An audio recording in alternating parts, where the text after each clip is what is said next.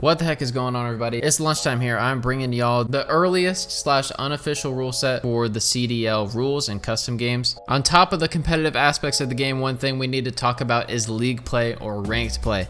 It was officially announced that Treyarch is collaborating with Sledgehammer and the Call of Duty League to create some sort of ranked play based mode, although it's not coming until 2022. So in the time being, we're gonna have to get used to the game, get used to wagers and tournaments and whatnot. Might not necessarily be a bad thing because we won't be playing with a bunch of crazy stuff in the beginning. However, I'm kind of excited that Treyarch is putting their spin on the whole ranked play ideal.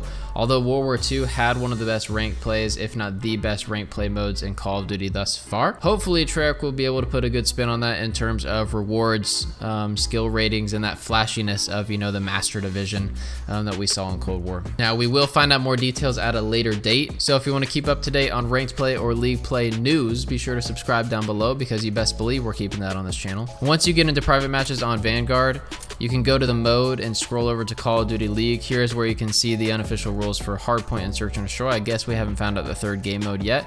However, there are some important aspects once you switch over to the Call of Duty League that are worth noting. First and foremost being the bans. So far, all shotguns are banned, thank God, as well as light machine guns. Marksman rifles still allowed, sniper rifles still allowed. Thankfully, the combat shield is not. And there are specific attachments for each of the guns that are banned as well. So if I go into the MP40 class setup here, the silencers are banned. So we won't have to worry about staying off the mini-map, at least for the beginning of the game. Now in terms of the barrels, everything seems allowed so far. Night vision is banned, so we won't have to watch out for those thermals. None of the stocks we have to worry about, none of the proficiencies, none of the rear grips. The ammo types, the incendiary ammo type is banned. Fortunately, won't have to worry about that. Magazines looking good and underbarrels looking good. In terms of the pistols, everything's allowed so far. Launchers obviously banned.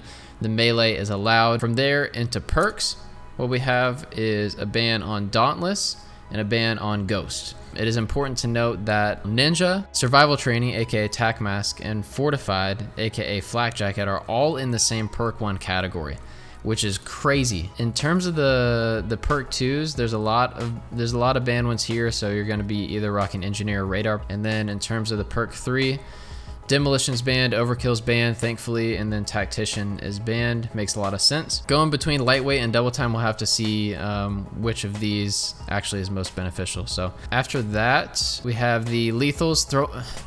This is y'all are witnessing my initial reaction to Throwing Knife being banned, and it hurts. We just want to have fun, man. We want to have fun. Anyways, frag grenades and the explode on impact bombs are allowed. Only stuns and smokes.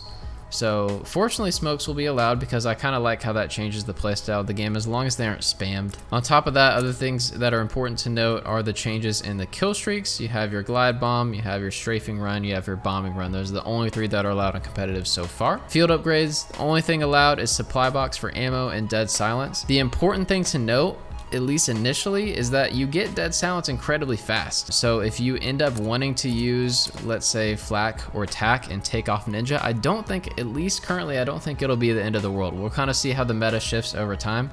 But I think for now it's gonna cause kind of some interesting play in terms of the nades and stuns, and maybe kind of have that Modern Warfare style feel of Search and Destroy where you wait until you have Deady before you're able to pop it. We'll see over time. Anyways, let me know what you guys think down below. What are you looking forward to in competitive this year? What worries you about competitive this year? What we also need to go over is the current rule set for each game mode. So in Search and Destroy, at least so far, it seems pretty standard. You have the 1 minute 30-second round timer, so it's still gonna be that faster gameplay that we are used to in previous CODs. 6-round win limit, round switch every round, obviously. CDL tuning enabled. We'll have to see later if that impacts like headshot multipliers and whatnot, but I'm looking forward to that. 7.5 second diffuse, silent plant, reset plant diffuse progress. Pretty self-explanatory and standard across the board. Now weapon mounting disabled, that's also awesome to see. We won't have to worry about that at all. Tac sprint enabled is pretty cool that you can actually turn that off if need be. Weapon pings on minimap, thankfully. Ooh, wait, that's actually an interesting point because now you won't have to worry about running radar. I just realized that now. So I guess on the competitive classes, at least so far, I haven't tested this out yet, I think you should be able to switch to engineer.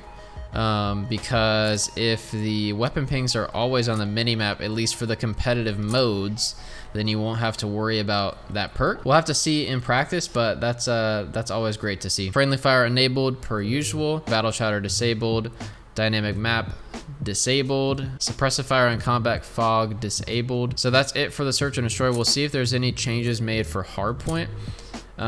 So far it looks pretty standard. 5 minutes, 250 points. Tuning enabled per usual. Initial activation time, yep, before that first hill spawns up. Spawn delay timer, okay, so we're rocking a 2-second spawn delay. It's not like previous Call of Duties that have had no spawn delay. Weapon mounting, again, turned off, thankfully. Friendly fire on, suicide penalty, 3 seconds, thank you. Third person spectating off, so everything, it seems like they really thought it out, at least so far. These are good signs, but those are the current rules for search and destroy and Hardpoint. What I want you guys to let me know in the comments below is what you think the third game mode should be for competitive Call of Duty. Will it be capture the flag? Will it be domination? Will it be something entirely new? Personally, I love the idea of a capture the flag third game mode. I think CTF is super fun, and game modes kind of like Uplink and Blitz are a good change of pace as well in that regard. Anyways, I believe that's the end of this video. I hope you guys enjoy. If you do, let me know with a like or a sub, and I will catch you next time at lunchtime.